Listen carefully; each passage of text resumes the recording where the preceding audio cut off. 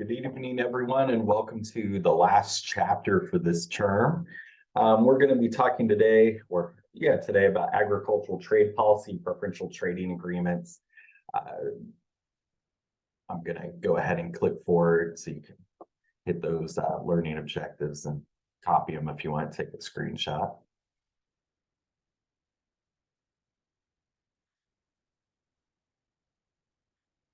Okay, so we're going to start with some definitions, first being autarky. This is a situation where there's the absence of trade or a closed economy. We don't live in an economy without trade. Really, there's very few examples of this. North Korea, Sudan right now, war-torn regions, even there's trade. I mean, I want you to think, even with Ukraine and Russia being involved in war for the last year, there's still been grain agreements to allow grain to be exported out of Ukraine. Trade's still happening, right? Even in the midst of a major conflict, right? So autarkic structures tend not to exist any longer, but in history, there were numerous examples of countries that, to various extents, exclude themselves from trade. Partial equilibrium illustrates the gains to the trade that occurs. I don't want you to get too into the weed on the specifics in this chapter, really focus more on the definitions and things like that, but just so you know. And then welfare gains indicate changes in producer and consumer surplus due to free trade. So here's some examples of an autarkic or closed economy structure. You've got an example of the US and Japan. If they don't trade with each other, then they develop their own pricing and quantity based upon the domestic market conditions that exist for supply and demand within those countries, right? But if they do allow for trade to occur, then what ends up happening is you end up with a situation where the prices will adjust over time.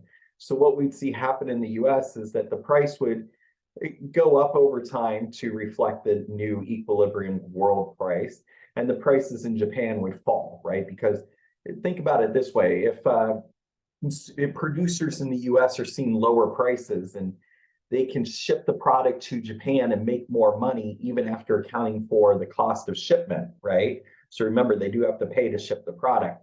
Then of course you're going to ship your product, right? You're going to send that corn overseas. You're going to pay that fee. Now, the price can't rise all the way to the Japanese price because there are transactional costs in moving that product abroad, right? And so the world price becomes the composite price of all of the supply in the world relative to the demand, and then adjusting that supply being moved from country to country over time, right? And so this is a very iterative process through time, but really that's the focus of what's happening in this structure right here with this graph. And so you can see these kind of moves where US supply and demand will adjust and shift across time, and the same thing will happen to Japanese until we finally settle at that equilibrium world price and quantity. So we can track through the gains to trade based on the consumer and producer surplus, and we can look at the net gains of society for doing this, and we find that the US gains and Japan gains, right? And so I'll let you guys go back and forth and you can track through what's really happening there. But what's happening is there's going to be consumers in the US losing because they pay higher prices, right? But producers will gain, and the argument is the producers gain more than the consumers lose from exporting in the case of a country where they have a lower price and higher quantity. And in case of Japan, the consumers are going to gain more than their producers lose, right? Because the Japanese producers aren't going to be able to sell abroad, and there's going to be producers, farmers that will go out of business because there's no longer a need for their product because it's being replaced by cheaper imports, right, from other countries. So there's various types of trade restrictions that a government can get involved in, and there's also trade supports as well. So a tariff is just a tax on an import that's levied on the good as it enters the country, right? So it goes to the product goes to customs and the tariff is set on it. For most of my adult life, the focus of US government policy in ag or in general in relation to trade was to lower tariffs on trade and to create free trade agreements with more and more countries. Over the last few years, there's been a definite shift, right? So we saw President Trump went during his beginning of his term fairly early on, imposed tariffs on numerous agricultural products and lumber products, especially with China, but even with other countries. And then in return, those tariffs turned retaliatory, and China would raise tariffs on goods that were coming to them from us. It is what it is, right? This was a back and forth that was going to go on. That's done, right? And so that process is over. And so you think, okay, President Biden comes in, he's going to redirect some of these tariffs or whatnot. The reality is that hasn't happened. The US Congress and the presidency, whether it's a Republican or a Democrat in the last few years, has gone increasingly populist, for better or for worse. I'm really indifferent to the process. But the idea is that both parties are kind of hawkish on trade at this point, right? And saying, maybe free trade wasn't a good thing, right? And so I don't want to get too far into the weeds in this class and introductory class, but it is kind of an interesting note. One of the hypotheses from deep economic philosophical thinkers over the years, prior to the last decade, was that as more and more countries engaged in free trade and the price of global goods dropped and consumers benefited from that, that eventually those gains from trade weren't going to be available and weren't going to be there any longer. And so what was going to happen is you're going to have this reversion back where production would be called home and more and more goods would be produced in their own domestic markets, right? And so maybe we're seeing a little bit of that happen, right, at the end of the day. So who knows? Ad valorem tariff is a fixed percentage on the value of an imported good, right? And then a specific tariff is just about fixed value applied to each imported good based on units. And then compound tariffs are import taxes levied in an ad valorem or fixed amounts on imports, right? So you're paying two types of tariffs and taxes at the end of the day. Non-tariff barriers are any instrument other than tariff that restricts imports. So these can be like import quotas that just says you can only ship in so much of this product over a given period of time. You can also have export quotas where you say we're not going to allow you to export. There's a voluntary export restraint. Exporters limit the amount exported to an agreed upon amount. We see this happen regularly, but just recently with OPEC Plus, where they said we're going to voluntarily restrain ourselves and not ship as much oil to the world. Whether they do that or not, their track record on maintaining their production quotas in terms of production or supply restriction have not been good, right? Many of those countries regularly violate their quotas, but they exist nonetheless. Whether they're practically applied, who knows? And then tariff rate quotas. This allows a specified amount of good come in at zero tariff. And then when you want to come in with more good, you have to pay a tariff on it, right? So we're going to allow some price benefit to our consumers, but not the full price benefit of global trade. And so here's an example of that tariff rate quota. And what you can see, this is the supply and demand in the domestic market for a good.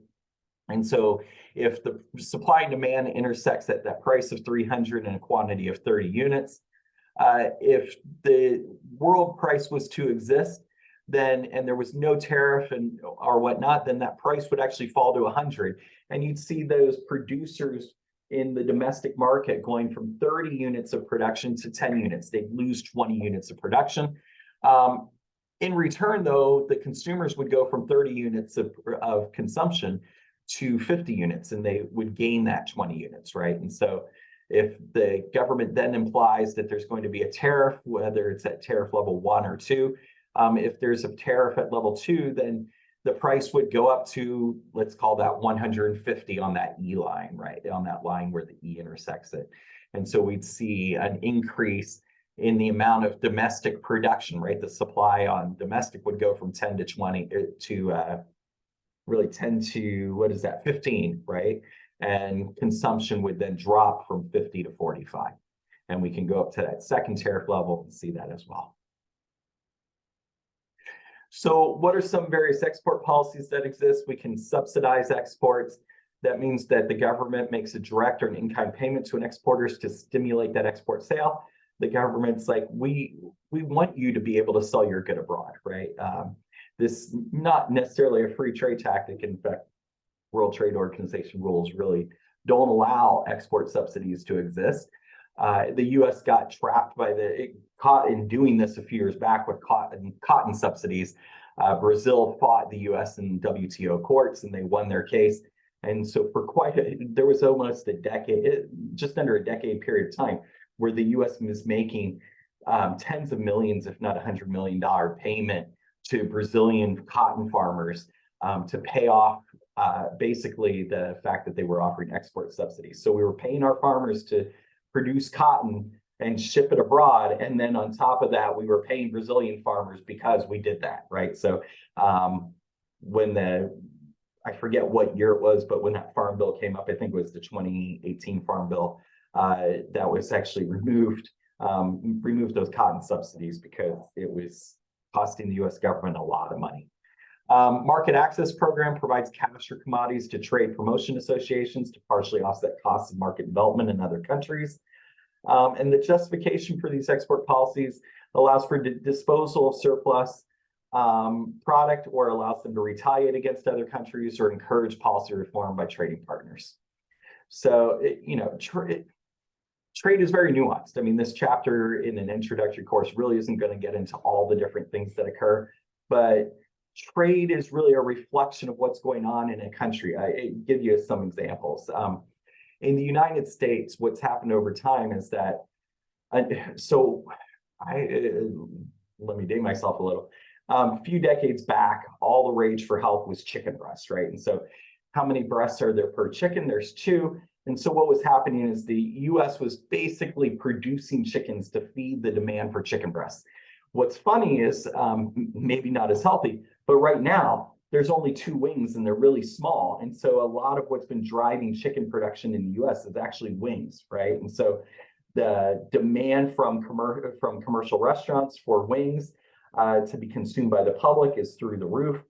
You figure for every 10 wings that you eat at a Buffalo Wild Wings or Wingstop, that's going to result in 5 birds being called, right? And so that really has driven down the price of other bird pricing, right? Bird part pricing. And so that means that the price of chicken breast meat has actually kind of fallen over time as the demand for wings has gone up because, you could argue with chicken breast is a lot more, it's a larger portion of the bird. The chicken wing is really a small portion of that bird. And so we're literally calling tens of thousands of extra birds just to meet that chicken wing demand, right? And so we sell off the breast, the producer sells off the wings at slightly higher prices at the wholesale level. And you can track that through and look at chicken wing pricing over time has actually gone up. Chicken breast pricing has gone down as it's been substituted for wings. But what happens to the back meat and the neck meat that really isn't consumed in the US population? Much of it gets ground up. Some of it ends up in dog food or other animal feed products. But a lot of that chicken, the parts that Americans aren't eating, the breast or the wings, is ending up in Mexico, right? And it's been very disadvantageous to Mexican farmers who try to raise poultry because they can't compete with the fact that American consumers are paying higher prices for only part of the bird, right? And so it's driven down chicken pricing. And this happens in various markets, right? It happened in corn for a while. US corn was floating in Mexico. There's actually quite a bit of terrorist activity in Mexico occurring on the backs of Mexican corn farmers being put out of business by cheap US corn production, right? Making its way south of the border. And might add cheap subsidized. And a lot of that production was ending up south of the border, maybe not quite always legally as well. So it is what it is. But trade imports, exports are very nuanced, and the policy that governments enact around them are very nuanced policies as well, with a lot of intended and unintended consequences, right? And so for every trade policy, there's an intended consequence, but we also know that there's unintended consequences as well. And tallying up the positives and negatives, doing that real welfare analysis and seeing the consumer versus producer benefit just for the direct beneficiaries can be challenging. And then when you want to factor in indirect costs and consequences of trade activity, that can be very challenging, right? Because for every contract, there are intended beneficiaries, right? The people who buy and sell, but there's also unintended people that are, or organizations, entities that are impacted by that trade that occurs in ways that we really can't know until it occurs, and it can be difficult to track. So it is what it is. But disposing of that surplus, product dumping historically is very difficult in agricultural markets.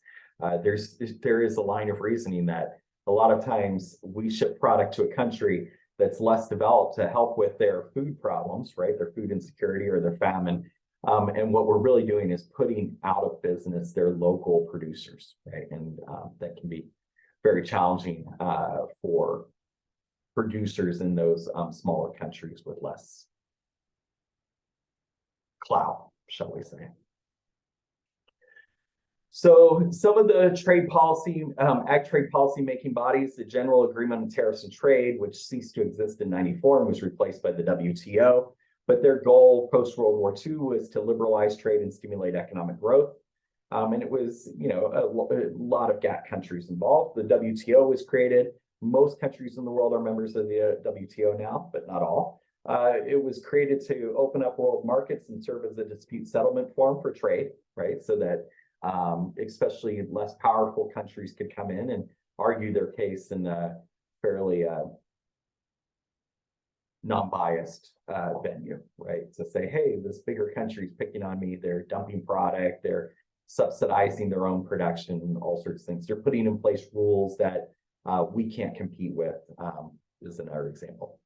You have most favored nation trading status. This is non-discriminatory trade granted to trading partners under the WTO. And then the generalized system of preferences, GSP, allows duty-free access to developed country markets by developing and less developed countries. So the U.S. Trade Representative is the entity responsible for U.S. trade policy making. And then the U.S. International Trade Commission is an agency that investigates violations of U.S. trade law. And then Section 201 allows the president to impose import tariffs on goods that threaten economic injury to domestic industry, right? So if the president deems that imports of goods are going to threaten the ability of a domestic industry to survive, they can allow for Section 201 import tariffs to go into effect. A free trade area is a phased elimination of tariff and non-tariff barriers to trade over a geographic area. So in the US and Mexican border, there's free trade areas along the border that allow for products produced in that area to not have tariffs placed on them and easier access to the US market, for example. Customs unions are establish common external tariffs to non-members of preferential trade agreements. And so it kind of sets that standard amongst members, right? To say, here's how we're going to interact with the non-members. Common market is the goal of free movement of goods, services, labor, and capital amongst the members of the trade union. And then an economic union establishes common ag, social, tax, fiscal, monetary policies amongst members. It's the most complete form of economic integration. The example that would be the European Union, which was started as an economic union and expanded into more of a political union. But still, its primary focus is economic and uniform defense and law and things like that. But a lot of it's about establishing trade and the ability to transit country borders with less problems, set standards for the way the economies, the local economies are run, create a common monetary structure, things like that. So why would we want preferential trade? One is that countries might share common economic or political interests, right? To establish freer trade. So as we saw before, some countries produce things cheaper than other countries, and all countries produce things cheaper than other countries on a relative basis. So even if it's not absolutely cheaper, it's relatively cheaper. That whole issue is covered in Chapter 17, but because of the time and length of the course, we're not going to have time to get into that. But if you're really interested, you could go through Chapter 17 and look at the gains from trade, from comparative advantage and absolute advantage, to see why these nations are involved in these activities. Counter the economic and political power of other countries, reduce negative side effects, and then foster political stability and economic prosperity for other countries. One thing is that, you could look at this as checkbook diplomacy, right? We're going to give you goods without, and we're going to take your goods without tariffs in exchange. We're hoping that your country's more stable or more economically prosperous, or maybe you give us something, right? And so we see this happen. China's gone out recently over the last couple decades. They've pulled back since COVID, but prior to COVID, they were going out and basically paving a lot of Africa, right? They were providing for infrastructure and cheap loans and cheap product to foreign countries in Asia and in Africa to encourage, some might argue dependence, but to encourage political and economic allegiance to China, right? And to get countries to buy into that. So trade creation, if you remove this, removing small nation tariffs results in welfare gains to consumers and welfare losses for producers. So we kind of covered this earlier when we looked at that tariff example for that small nation, but here we've got this supply and demand for this small nation. And so the idea is that if the nation removes the tariffs, then we end up seeing lower prices, and we end up seeing that the local consumers are going to benefit, but the local producers are going to lose, right, in this process.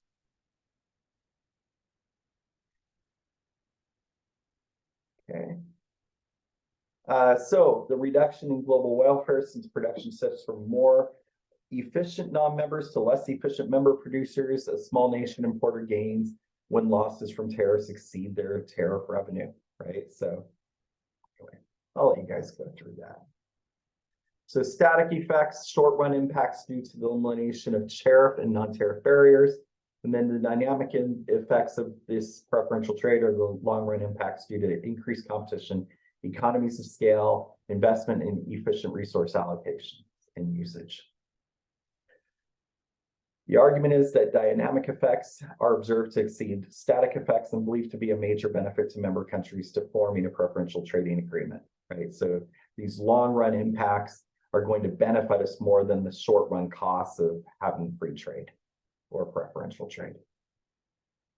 So preferential trading agreements have become more prominent as MFNs, and just as a reminder, MFNs stand for most favored nations, right? Most favored nations have failed to make progress over an extended period of time. The conceptual analysis of the preferential trading agreements indicates that gains occur for consumers and producers. The tariff rate quotas are a preferred method for transition from a restricting traded environment to a freer trade environment, right? This is where you allow some product to come in before a tariff's established. So we say, oh, we'll let you come in with this much product, and then anything above that we're going to tax, right? The agricultural trade policy in the United States is led by the U.S. Trade Representative in cooperation with the USDA and the U.S. Congress. And economic integration may take various forms, and it depends on the agreement of member countries. Okay, so here's our summary. This is a quick and dirty chapter. There's not a lot to it. And as said, this is the last one for the term. So thank you all for taking the class. Hopefully over time, this class in finding a better textbook or a new, more relevant textbook will make this class better in the future. But I hope you at least learned something along the way in this kind of overview of what's happening in the world. So once again, thanks and have a good day. If you need anything in the future, feel free to reach out via email, or you have my cell phone in the messages that I've sent this term. Thank you.